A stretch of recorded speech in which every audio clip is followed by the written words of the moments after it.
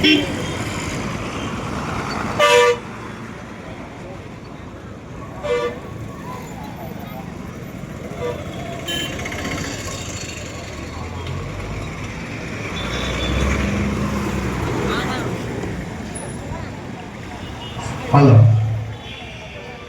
இந்த சிறப்பு மிகு ஆர்ப்பாட்டத்திற்கு நமக்கெல்லாம் இங்கே வருகை இருந்திருக்கக்கூடிய ஊர் பொதுமக்களுக்கும் பாரதிய ஜனதா கட்சியினுடைய மாநில செயலாளர் அண்ணன் கடலி நரசிங்க பெருமாள்ஜி அவர்களுக்கும் மற்றும் இங்கே வருகை இருந்திருக்கக்கூடிய பாரதிய ஜனதா கட்சி தொடர்பு அனைவருக்கும் வருக வருக என வரவேற்று இன்னும் சற்று நேரத்திலே மாநில பொதுச் செயலாளர் பேராசிரியர் அவர்கள் இங்கே வருகை தந்து நமக்கு சிறப்புரை நிகழ்த்த இருக்கின்றார்.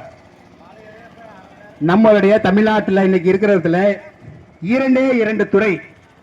இரண்டு துறையில இருக்கிற வருமானத்தை வச்சு தான் இன்னைக்கு அரசாங்கம் நடந்துகிட்டு இருக்கு. ஒன்று டாஸ்மார்க், இன்னொன்று அறநிலைத்துறை. டாஸ்மார்க்கும் அறநிலைத்துறை வருமானத்தை வச்சு தான் இன்றைக்கு தமிழக அரசாங்கம் நடந்துட்டு இருக்கு.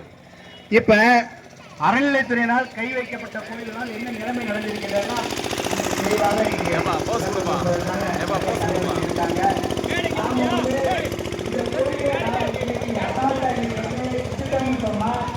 எல்லா கோயிலும் பிரச்சனை இதே மாதிரி எல்லா கோயிலும் இந்த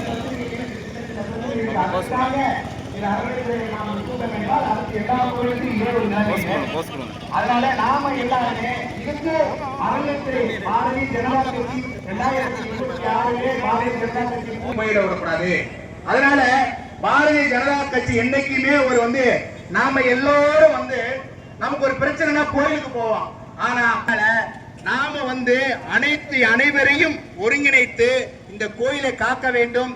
இந்த கோயில் நாம இன்னைக்கு சுதந்திரமா சொன்ன மாதிரி நாம கருவறைக்குள் போய் தான் தரிசனிக்கிறோம். அந்த முகத்தை பார்த்தாலே நமக்கு ஒரு அருள் கிடைக்கும். அப்படிப்பட்ட ஒரு அழகான ஒரு அம்சம் வாய்ந்த அந்த தாயை ஒரு வருடம் பார்க்கவில்லை என்றாலும் அந்த ஏக்கத்தோடு வந்திருக்கின்ற இந்த பொதுமக்களை இந்த அறநிலைத்துறை பார்க்க வேண்டும்.